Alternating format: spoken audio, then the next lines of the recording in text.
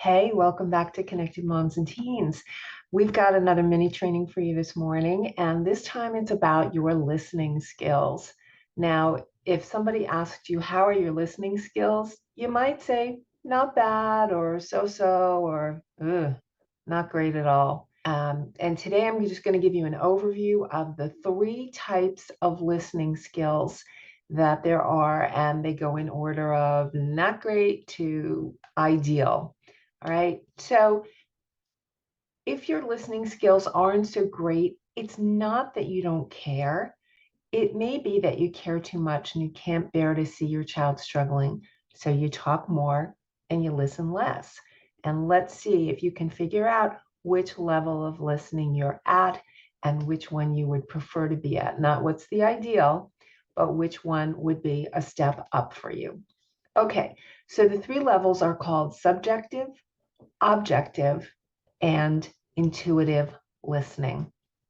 Now, for subjective listening, let me first give you an example of a scenario so that you can apply these. So the scenario might be that your kid says, oh, my history teacher gave me a hard time about not having my homework. And if you are a subjective listener, you are focused mostly on yourself. You're influenced by your mood, your feelings, your fears about your child. Do they have the ability to make good decisions? So it's filled with a lot of advice and critiquing and sometimes some philosophy. So when your kid says this and you're a subjective listener, you might reply, well, why didn't you have it done? Or I always did my homework when I was a kid. How about this one? You should plan your time better. Well, we all know how well that works. Or you know that this is going to affect your grades. Well, that's all you have to do is mention grades, and there is no communication left. If you are an objective listener and your kid talks about what happened in class, that they got a hard time because they didn't have their homework, if you're an objective listener, you are focused on the person who's speaking, not on yourself or how this relates to you. It is not about you at all.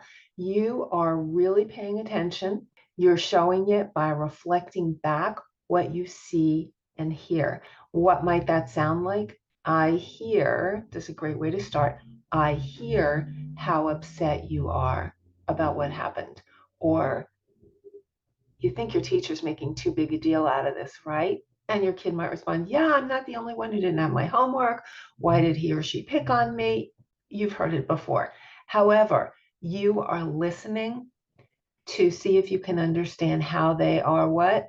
How they are feeling. Now, the third level is the ideal. It's called intuitive listening. And this is where you are reading between the lines. You are tuning into all aspects of what's going on in front of you in the person you're speaking to. Body language, tone of voice, um, energy level, what's said and what's not said, right? Remember that what's not said can be just as important. And your reply to that might be, you sound embarrassed about being singled out by the teacher in front of the whole class. All right, now that goes into a lot more depth than I hear how upset you are. Or something's keeping you from getting your work done. Do you want to talk about it? That's the intuitive listener. So subjective, objective, and intuitive. Where are you? Where would you like to be? We're going to have a new one-page quick guide for you later this week.